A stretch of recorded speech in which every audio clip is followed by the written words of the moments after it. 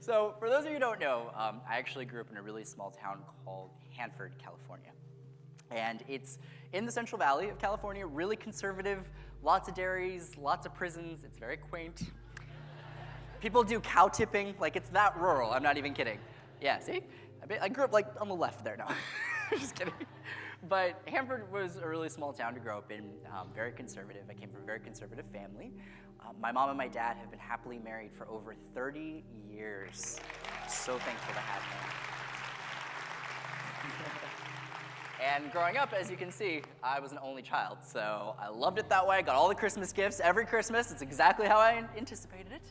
And it's been amazing to be able to have two really amazing parents. But the reason I'm telling you this is because my parents were self-employed, and because of this, they spent a lot of their time working, and me as an only child, I really didn't have anyone to really talk to except my grandmother. And my grandma was my world. She was my best friend. It was my dad's mom.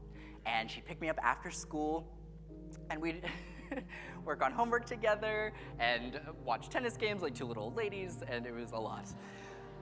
But my grandma really took on so many roles. She was my best friend. But everything changed for me in April of 2006, when at 10 years old, I woke up one night, and I had a knowingness that my grandmother was going to pass away. Now, at the time, at only 10 years old, I did not know what I was experiencing. It literally felt like a memory that hadn't happened yet. And it didn't make any sense. So I went into the other room. It was around 11 o'clock. And my mom was awake. And I went to the living room, and I was crying. And I said, "Mom, I need to talk to you. I need to say goodbye to Nana. I don't know why I'm feeling this."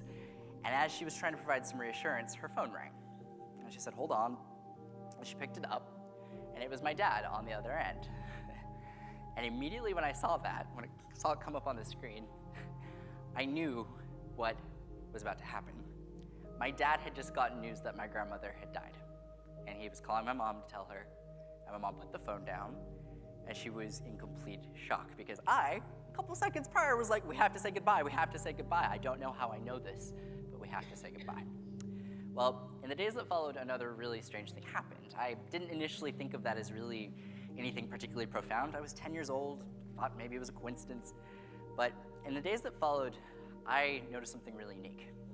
I was laying in bed one night, shortly after my grandmother passed, just trying to process the grief and the loss. My extent of death had really been with a goldfish. Like, I had no context to place this. So I felt really alone. As I was laying in bed one night, I entered into a dream. And in this dream, I was fully lucid. I was awake, conscious that I was dreaming. Who here has ever had a lucid dream? Some of you might. Where you can tell you're dreaming, but you can't really wake yourself up. It was this sensation, and as I was laying in bed, it felt kind of like sleep paralysis. I couldn't move, but I was very much aware that I was asleep. And as I was laying in my room, I noticed that there was this little pinprick of light. Now, it came out of the corner of the room, and initially it didn't look like much, but it started getting larger and larger. Now, I knew I was dreaming, I knew this wasn't happening in reality, but I couldn't wake up, so I just observed what was happening. And before I knew it, this light was literally the size of a door. It was huge, and it was in the corner of my room. And then suddenly, it got darkened. And it was because there was a person that was stepping through this light. Now, this person had long blonde hair, and it was a woman, and she looked to be in about her mid-30s. She had red lipstick, she looked fabulous, but I had no idea who this was until she came to my bedside, and she spoke. And she said, "There won't be much, it's just stuff." And it was my grandmother's voice. My grandmother died in her 70s, but this woman was looking beautiful and young, almost like the best version of herself. And she said in that very familiar voice, "Tyler, there won't be much, it's just stuff." And then she showed me a golden necklace. I saw the front of it and the back of it. And then as I was trying to process what this meant, I woke up. And I was laying in bed, and I was alone, and it was dark, and there was no light, and there was no person. And I was left wondering what the heck had just happened. If this was a visitation from my grandma, why did she appear to be in her 30s, a lot younger? Her message didn't really make any sense. And I actually kind of felt more confused than really healed by that experience. But in the days that followed, it ended up making complete sense because it was actually, my family's task after my grandmother's funeral to go to her house. Now, my mom and my dad and my uncle, we all got into the car. We went to my grandmother's home. Now, my grandmother did not have a ton materialistically, but we had to see what went where. And I was looking forward to going through the old photographs and the memories and the albums. But when my uncle turned the key to my grandmother's house and he opened the door, the look on his face changed because he was entering a nearly completely empty home. A family member of ours stole everything that they could after my grandmother died and took the opportunity to come into her house the day of and take anything of material value, not telling anybody. And beyond that, they took things of sentimental value. This family member took pictures, things that he knew meant something to the rest of the family. Everyone was in a state of shock. My mom, my dad, my uncle, they were pissed, as you can probably imagine. But I was like, there won't be much, it's just stuff. And I actually was kind of more joyful. I was like, okay, maybe this was a message. There's nothing here. Like, this is great.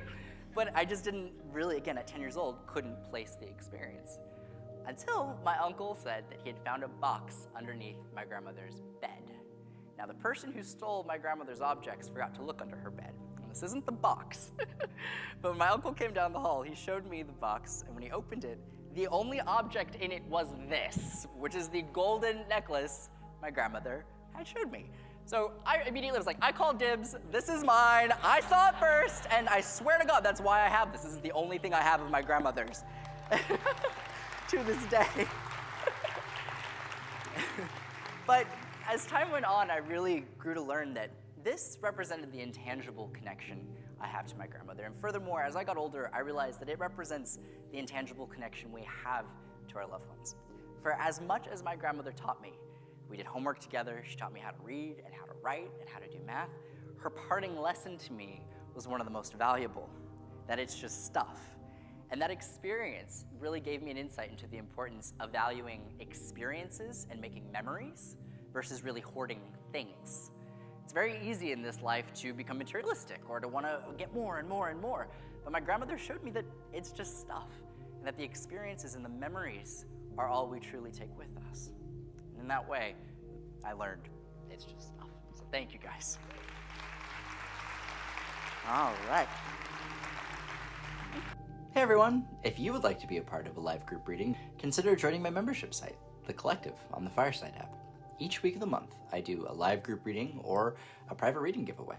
The link to join is in the description below, and I hope to see you there.